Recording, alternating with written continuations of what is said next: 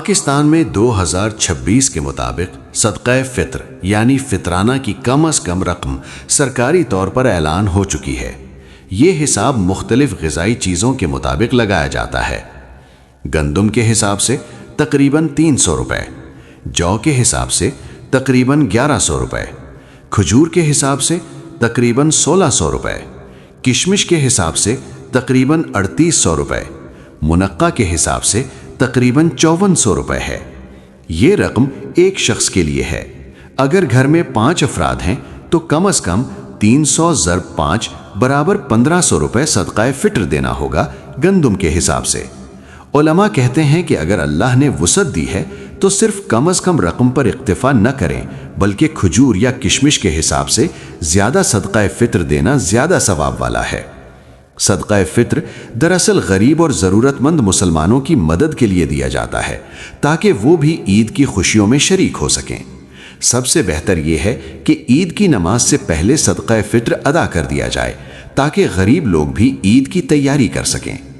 اہم مستحقین جن کو صدقہ فطر یعنی فطرانہ دیا جانا چاہیے ان میں فقیر جس کے پاس گزارے کے لیے کافی مال نہ ہو، مسکین جس کی حالت فقیر سے بھی زیادہ کمزور ہو، قرض دار جو قرض میں ڈوبا ہو اور ادا نہ کر سکتا ہو، مسافر جو سفر میں پریشان ہو گیا ہو اور اس کے پاس خرچ نہ ہو، یعنی ایسے مسلمان جن کی مالی حالت کمزور ہو اور وہ اپنی بنیادی ضروریات پوری نہ کر سکتے ہوں۔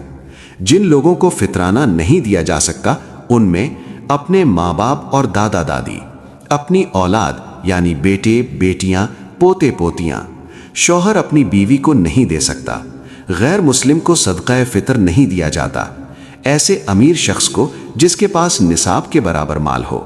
ایک اہم بات یہ کہ صدقہ فطر دیتے وقت سب سے زیادہ ثواب اس میں ہے کہ اپنے رشتہ داروں میں جو غریب ہوں انہیں دیا جائے، اس سے صدقہ بھی ہو جاتا ہے اور صلہ رحمی بھی۔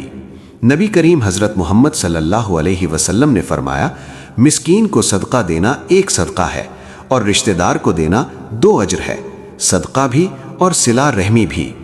اللہ تعالی ہمیں نیک نیتی اور شریعت کے مطابق صدقہ فطر ادا کرنے کی توفیق عطا فرمائے، آمین۔